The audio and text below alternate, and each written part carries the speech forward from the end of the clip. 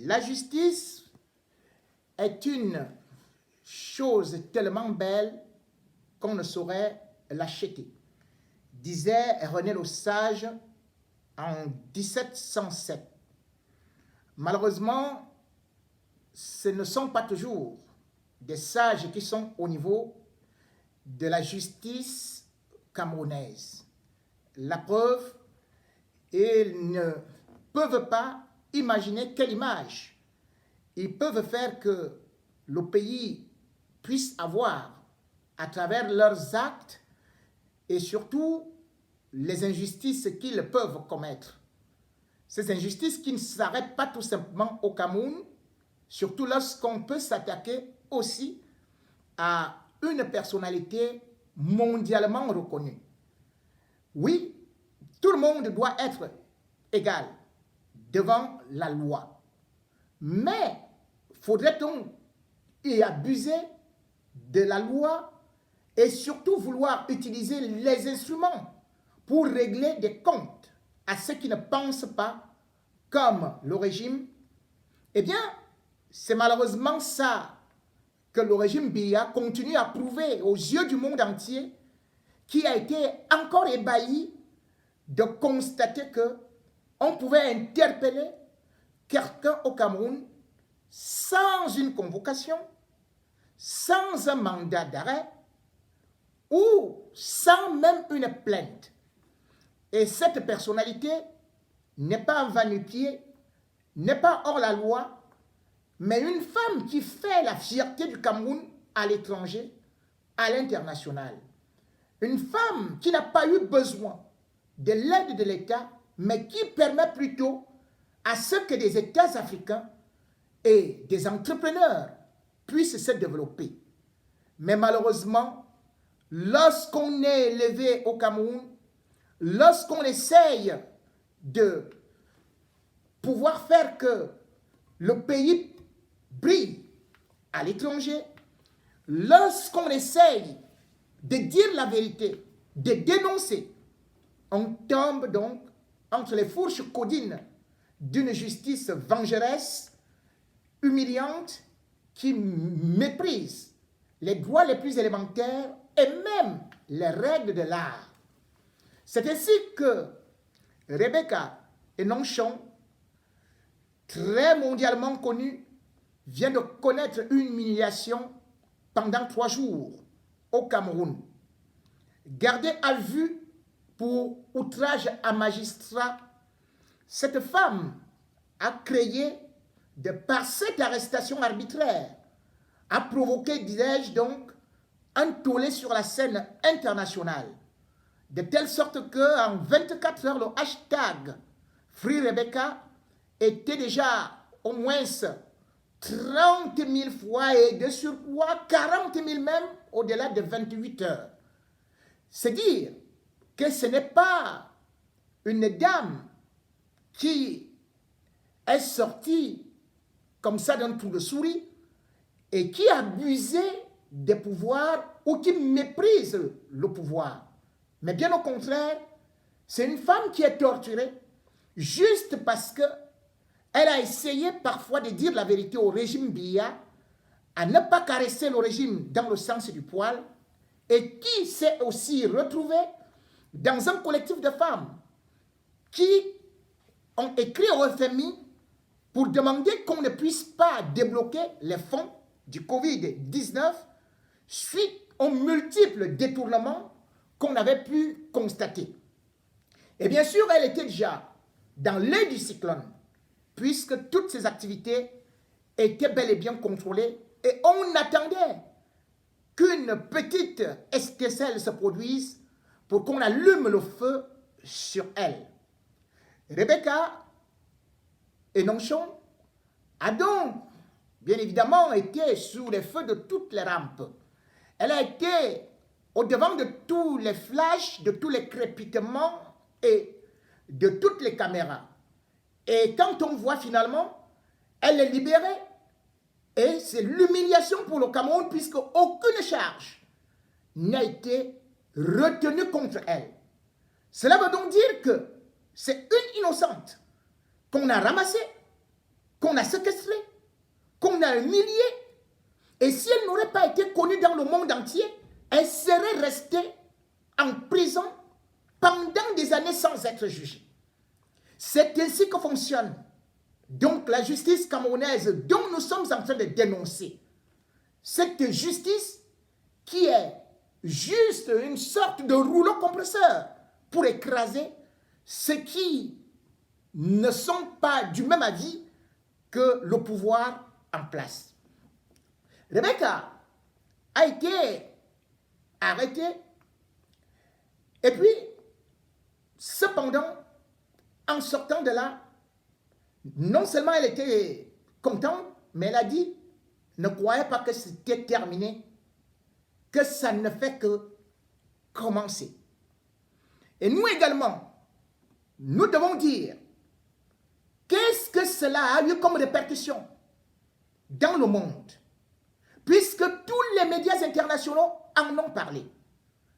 Jusqu'au secrétaire d'État américain, l'ancien, qui d'ailleurs a tweeté et a qualifié le Cameroun d'un régime pire que celui de Poutine, qui d'ailleurs, quand lui l'arrête, les opposants, peut utiliser un peu d'élégance. Lorsqu'on peut comparer, par exemple, le Cameroun à la Russie, beaucoup peuvent dire, oh là là, on est arrivé au sommet de la pyramide. La Russie est un pays développé, mais sur les droits de l'homme, la Russie est critiquée.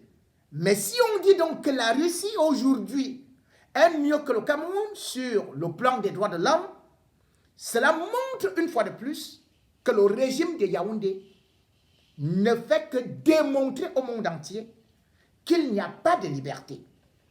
Pas de liberté d'expression, puisque, contrairement à ce qui a été dit, l'outrage à magistrat, ce n'est pas de ça qu'il est question.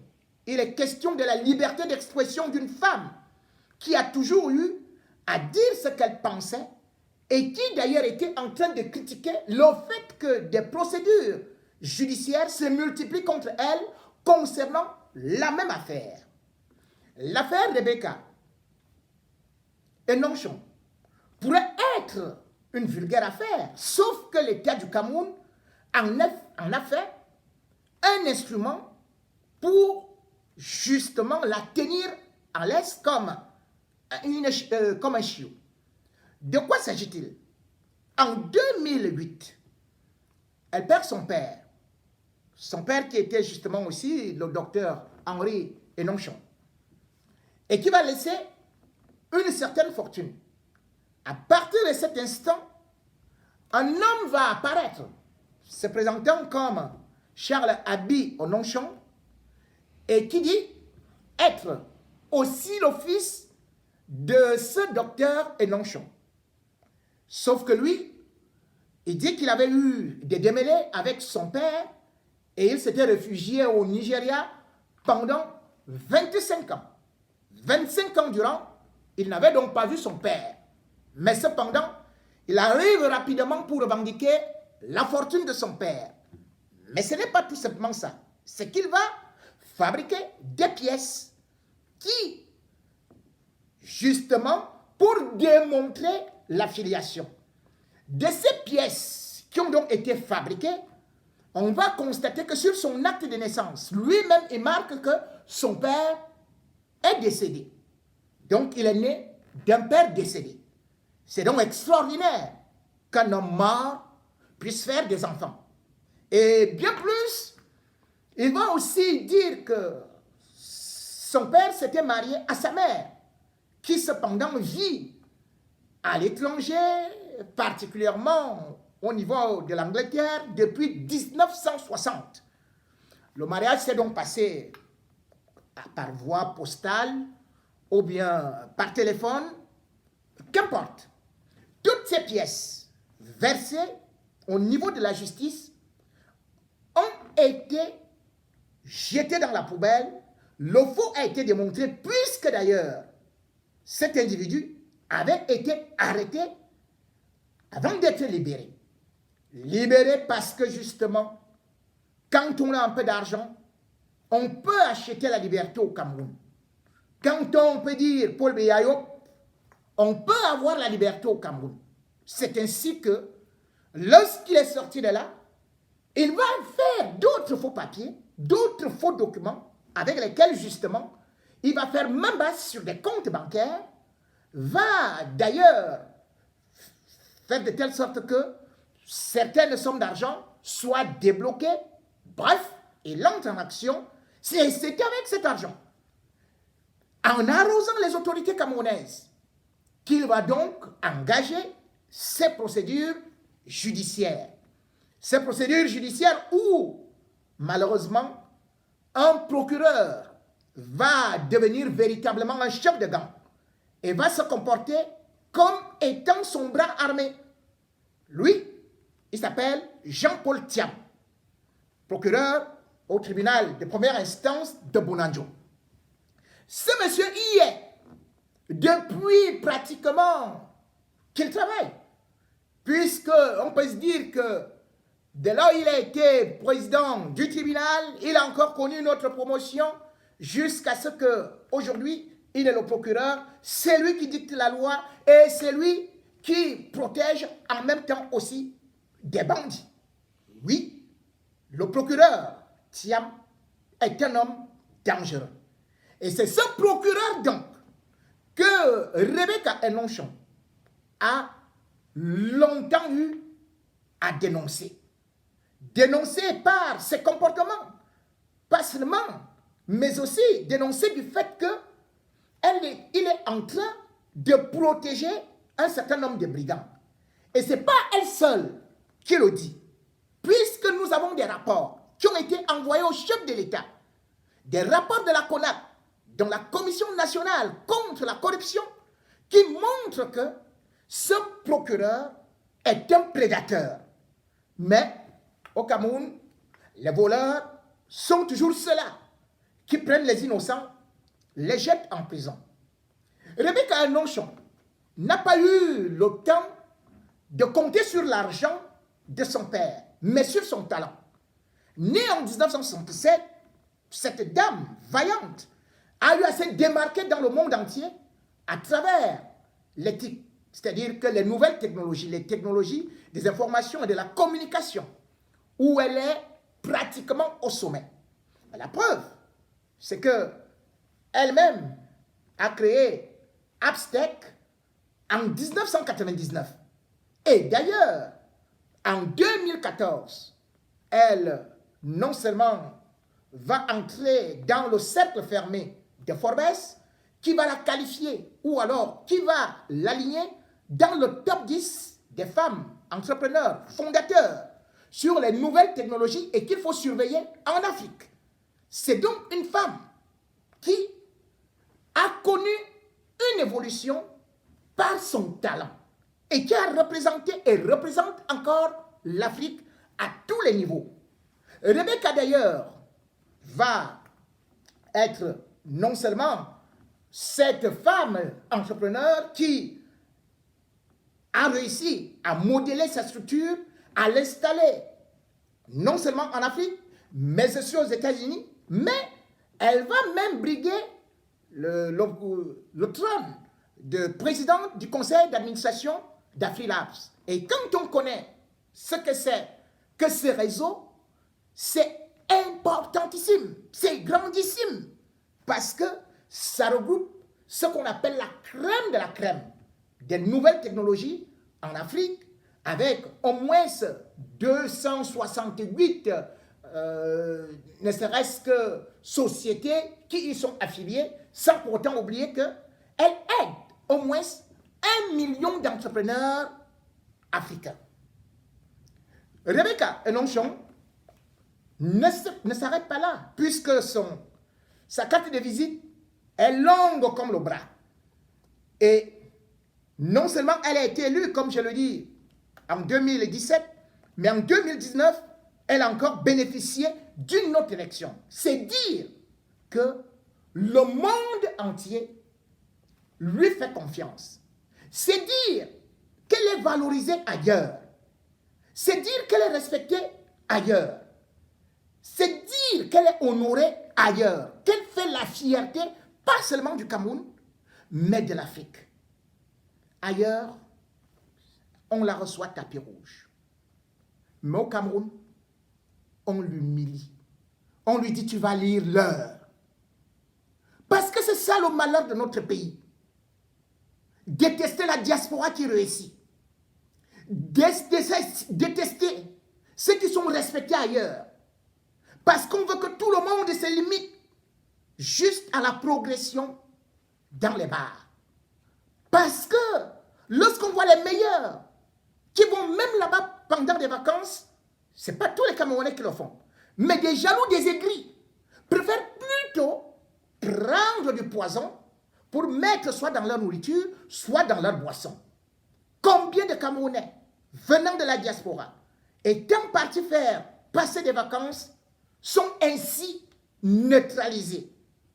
Et le comble, c'est que quand on voit dans les réseaux sociaux, on voit des personnalités qui prennent position en disant qu'il faut respecter la justice camerounaise. Certains qui d'ailleurs même ont été pris par la même justice, sont allés en prison sans être jugés. Des communicateurs, des journalistes. Mais au lieu de dire quel est ce pays qui ne respecte pas ses talents, qui ne respecte pas ses enfants, qui font briller le Cameroun ailleurs. Maintenant, ils s'alignent parce qu'ils veulent être nommés dans le RDPC ou parce qu'ils veulent bénéficier de quelques marchés ou parce qu'ils veulent se dire patriotes. Ils commencent à applaudir pour l'arrestation d'une femme qui n'a eu qu'à dénoncer un système judiciaire.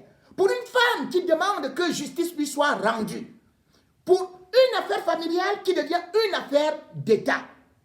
Et oui, c'est malheureusement ça notre pays. Et ainsi, le Cameroun perd tous ses talents. Beaucoup vont s'installer à l'étranger. Beaucoup vont prendre d'autres nationalités. Regardez, au moment où nous sommes actuellement en train de chercher comment créer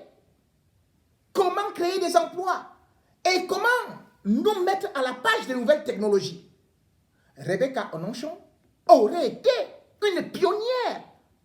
On l'aurait amadouée, on l'aurait flattée pour qu'elle vienne donner de son savoir-faire. Regardez le Rwanda, avec ce que le Rwanda fait dans les domaines du TIC, dans les domaines des nouvelles technologies. C'est exceptionnel. Et là-bas au Rwanda, on recrute des Camerounais. Regardez l'image que le Rwanda se donne. Le Rwanda trouve par exemple certaines personnalités qui ne sont même pas rwandaises et disent à ces personnalités que porter au moins un maillot ou bien quelque chose qui représente le Rwanda, pour que cela puisse faire que le côté touristique du Rwanda et l'image du pays soient vendus à l'étranger. La preuve, c'est qu'on regardé le dernier transfert de Lionel Messi. Mais derrière, c'est écrit qu'il faut visiter le Rwanda. Parce que le Rwanda a signé avec le Paris Saint-Germain. Le Cameroun aurait pu aussi prendre des personnalités, porter cela. Et parmi lesquelles, Rebecca.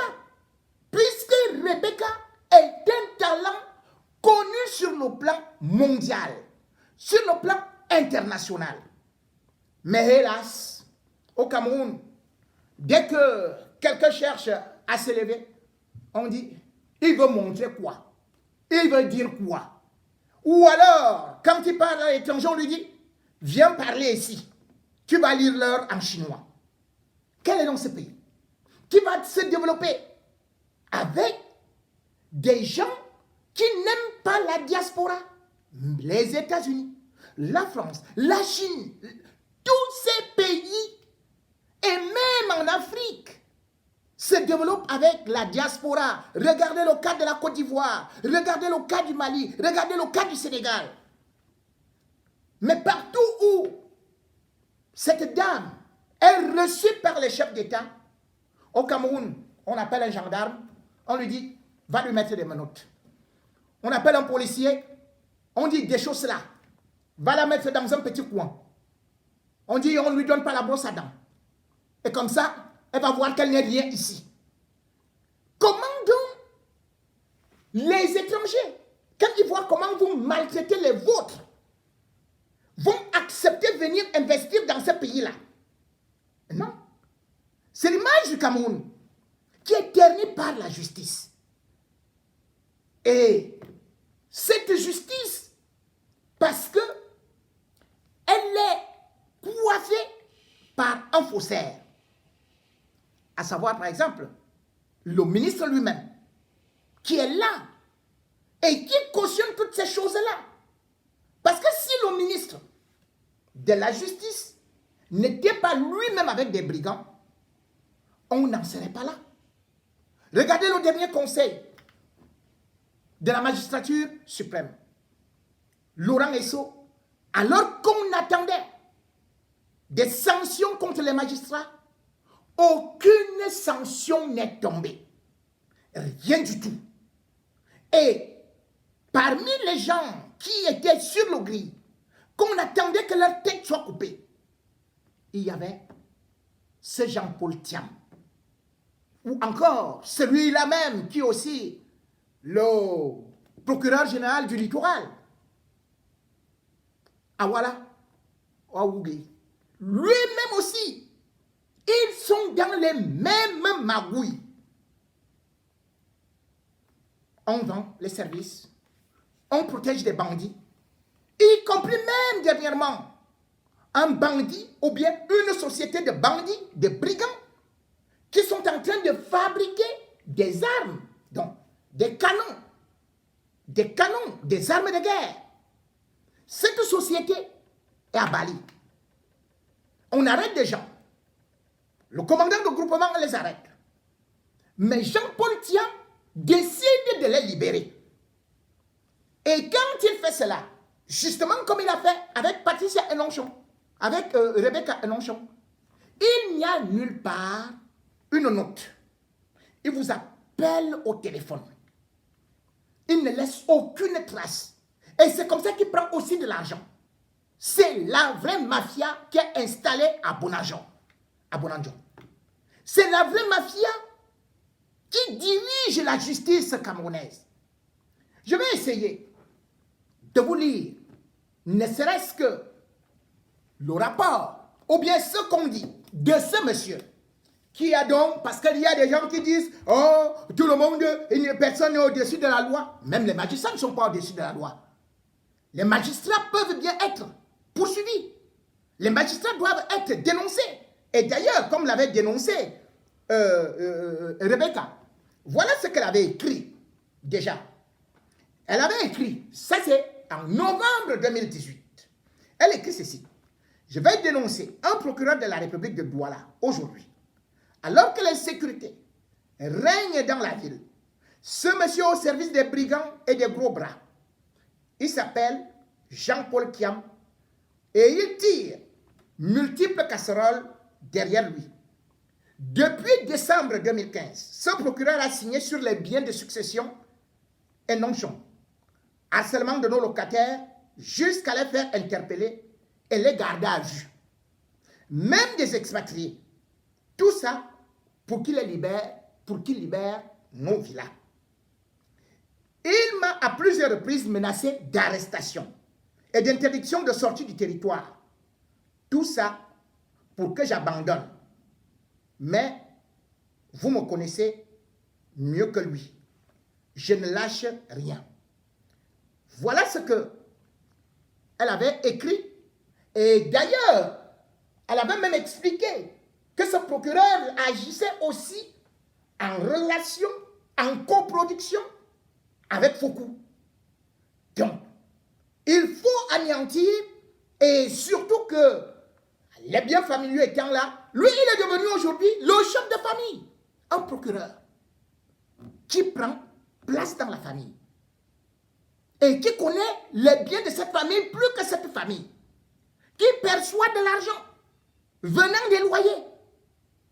Le procureur, toujours lui, puisque on va peut-être dire que non, tout cela, il n'y a pas de preuve, mais il faut savoir qu'il y a d'autres plaintes, des personnalités qui ont été envoyées à Laurent Esso ou encore à Paul Biya. Voilà par exemple, en 2018, le magistrat Jean-Paul Thiam est accusé dans une correspondance signée le 2 mars 2018 à Douala de M. Ibrahim Zakari. Ibrahim Zakari était conseiller au ministère des Affaires étrangères. Et il dénonçait dans son courrier les complicités avec des brigands, sans honte, au mépris des lois et règlements du Cameroun, avec hargne et détermination de surcroît. C'est lui qui écrit ça. Des activités de blanchiment d'argent, fraude à la législation sur les échanges, abus de confiance, escroquerie aggravée, abus de biens sociaux, faux en écriture privée, commerce, avec un mode opératoire réservé à la grande criminalité matérialisée par le secret et qui cause un grave problème de sécurité publique, en mettant en difficulté les services de sécurité et le gouvernement de la République. Ça, c'était déjà en avril 2018 qu'il le disait. Et personne n'a pris le soin de s'interroger sur toutes ces déclarations qui venaient de plusieurs administrations camerounaises et même auprès des OPJ. C'est-à-dire que les OPJ se sont plaints que chaque fois qu'ils font une enquête, ils arrêtent un bandit qu'ils poursuivent depuis. Ils sont surpris avec quelle facilité déconcertante ces bandits-là sont relâchés. Et ils avaient des certitudes, des preuves, jusqu'à ce jour, que Jean-Paul Thiam prend de l'argent, qu'il est corrompu jusqu'à la moelle épinière. Mais personne ne les entend. Puisque même le lieutenant-colonel, un lieutenant-colonel, je crois, à Bimbi, il avait d'ailleurs dit cela plusieurs fois, que non, ce monsieur ne lui permet pas de travailler dans de bonnes conditions parce que tout le temps, lorsqu'on a déjà arrêté un bandit, lui il appelle, il demande sa libération. Voilà donc des choses que, d'ailleurs, ce magistrat qui déjà été impliqué dans les scandales de Vodafone, eh bien, on se serait attendu à ce qu'il y ait des sanctions. Mais non. C'est lui qui est plutôt en haut de l'affiche. C'est lui plutôt qui donne des leçons de morale. C'est lui plutôt qui donne tout ce qu'il faut. C'est plutôt lui qui condamne des gens. Et bien sûr, comme je vous ai dit, que ce monsieur, non seulement, parce que je ne peux même pas continuer à lire toutes ces affiches, ou alors tout ce qu'il a déjà eu à faire, c'est énorme. Ce monsieur, 25 ans au même endroit. Mais il y a quoi? Au même endroit, vous partez de président du tribunal jusqu'à procureur. Mais c'est quoi? Et quand un officier de police judiciaire cherche à parler, eh bien, Jean-Paul Thiam l'affecte plutôt en brousse. C'est lui qui affecte des gens. C'est lui qui menace des gens. Et tout ça, avec la bénédiction de Laurent Esso, à qui il verse de l'argent. Regardez le dernier conseil de la magistrature qui s'est tenu le 10 août 2020. On s'entendait à ce qu'il y ait des sanctions. Mais qu'est-ce que Laurent Esso a fait? Il a profité du fait que Paul Biya était absent. On vous avait dit que Paul Biya était là. Paul Biya n'a jamais été là. On avait juste projeté un discours de Paul Biya sur le mur, sur l'écran. Tous ceux qui étaient là sont venus mentir que Paul Biya a présidé le Conseil supérieur de la magistrature. Mais non, parce que le Conseil supérieur de la magistrature devrait se tenir selon les normes de l'art 2 fois par an. Or, ce conseil-là, ça faisait déjà 3 ans qu'il ne s'était pas tenu. Et parce que les gens disaient que où est Paul Biya? Paul Biya peut être mort et tout et tout. On a donc fait semblant que Paul Biya devait présider un conseil supérieur de la magistrature. Mais Paul Biya ne l'a jamais présidé. C'est Laurent Esso qui l'a présidé. C'est lui qui maintient tous ces bandits à col blanc au sommet de la justice. Et parce qu'il n'y a plus ce qu'on peut appeler le contrepoids. À l'époque, la justice camerounaise, même si elle était corrompue, il y avait quand même au sommet, parfois, quelqu'un qui faisait un petit poids. Donc, malheureusement, il était le conseiller juridique du chef de l'État et il est décédé. Donc, du moment où il est décédé, en 2019, eh bien, Laurent Esso a eu les bras libres parce que Foumanakam n'est plus là depuis son décès à Genève en janvier 2019. C'est lui qui, aujourd'hui donc, décide qui est-ce qu'on arrête, qui est-ce qu'on libère et comment est-ce qu'on fait. Aujourd'hui, la justice camerounaise est loin de refléter ne serait-ce qu'un état de droit. Il n'y a pas. Et qu'est-ce qu'on voit? S'il n'y avait pas l'ambassadeur de la France qui venait parler, Christophe Guillou, s'il n'y avait pas les pressions du haut commissaire du Canada, s'il n'y avait pas les interventions du représentant de l'Union européenne, eh bien Rebecca et Nonchon sera encore là. Parce qu'ils savent que la justice camerounaise n'est pas indépendante. Ils l'ont dit crânement. Vous pouvez maintenant jouer les patriotes. Mais leurs déclarations valent plus que les vôtres. Parce que ce sont des hauts représentants. Et c'est parce que vous, quand vous montrez une telle image, ça fait reculer le Cameroun. C'est eux qui salissent l'image du Cameroun, ces juges, ces magistrats corrompus, avec Laurent Esso. C'est eux qui nous mettent à ces positions-là. Ce n'est pas Rebecca. Vous voulez parler de la souveraineté? J'ai eu l'autre grand bandit là, Jacques Famondongo, qui vient dire, oh, Nagui ne peut pas venir parler, Tibor Nagui ne peut pas venir nous donner des cours de ceci, nous sommes un état de droit, et puis nous avons plus de 300 partis politiques. Donc c'est ça qu'on appelle la démocratie, hein? Jacques Famondongo. Vous vous rendez compte? Il veut donner les cours de démocratie aux États-Unis. Ce n'est pas en fonction du nombre de partis qu'on va dire qu'il y a démocratie. La preuve, c'est que ce n'est que le RDPC qui est au pouvoir depuis, ce n'est que Paul Biya qui est au pouvoir. Il n'y a même jamais eu un autre président, à part Paul Biya, depuis que le RDPC existe. Où est donc la démocratie? Aux États-Unis, oui, il peut exister deux partis politiques, mais il y a la démocratie. C'est-à-dire que les républicains et les démocrates, ça c'est depuis 1852. Mais combien de chefs d'État américains Paul Biya a vu passer, défiler? Ce n'est donc pas en fonction du nombre de partis politiques qu'on va dire qu'on est une grande démocratie. C'est archi faux. Il peut même avoir 1000 partis au Cameroun. Mais une chose est sûre, c'est que c'est un dictateur qui règne. Combien de gens ont créé des partis politiques au Cameroun et ça représente quoi? Mais quand vous voulez donner des leçons aux États-Unis, bon, là-bas encore, on peut même dire que même Theodore Roosevelt, il est passé quand même s'il était progressiste, c'était un autre parti. Et que des gens, des partis, des gens, des indépendants existent et peuvent gagner certaines places, que ce soit au niveau du Sénat ou à gauche ou à droite. Mais le système américain, vous ne pouvez pas donner des leçons de démocratie.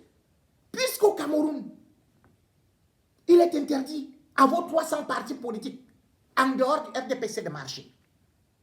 Votre démocratie, Jacques Famondongo, tu n'as pas honte. Tu n'as pas honte, le Persi. Quel parti politique défile, peut marcher au Cameroun? Les militants du MRC ne sont pas en prison. Les militants des stand-up ne sont pas en prison? Dans quel pays démocratique vous avez vu les membres d'un parti politique, les présidents d'un parti politique comme Maurice Kamto, ou encore tout son directoire qui se retrouve actuellement en prison? Dans quel parti démocratique vous avez vu ça?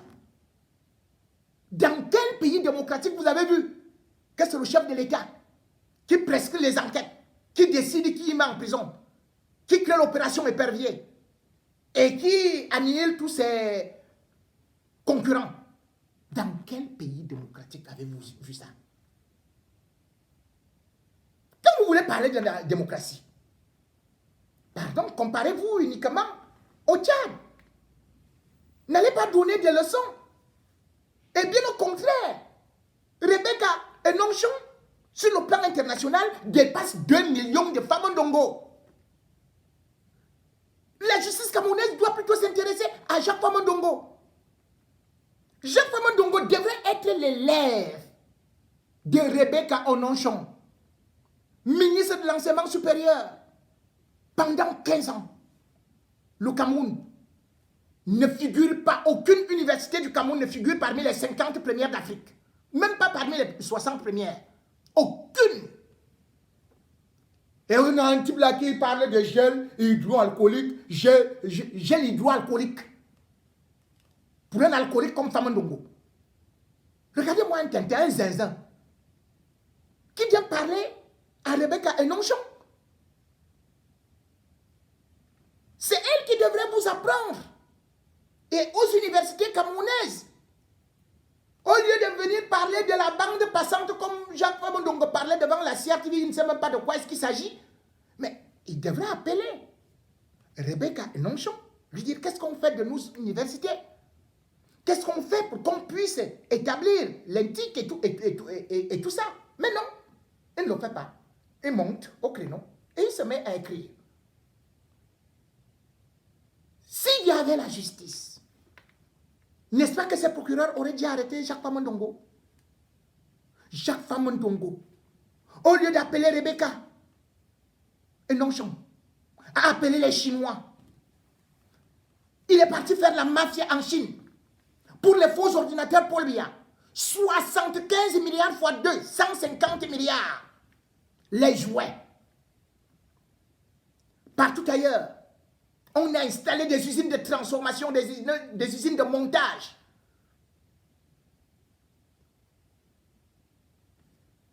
Mais Jacques Famandongo est venu nous montrer les jouets des bébés. 75 milliards fois 2. Voilà des détournements. Jacques Famandongo doit être arrêté. Si la justice était indépendante, avec tous les détournements que ce monsieur a commis au niveau de la CRTV, avec tous les détournements que ce monsieur vient de faire avec l'affaire des faux ordinateurs Paul Biya, est-ce qu'il ne serait pas en prison? Mais non. On préfère plutôt prendre une qui peut apporter quelque chose pour l'évolution du Cameroun, pour la réputation du Cameroun. Parce que chez nous, on fait la promotion des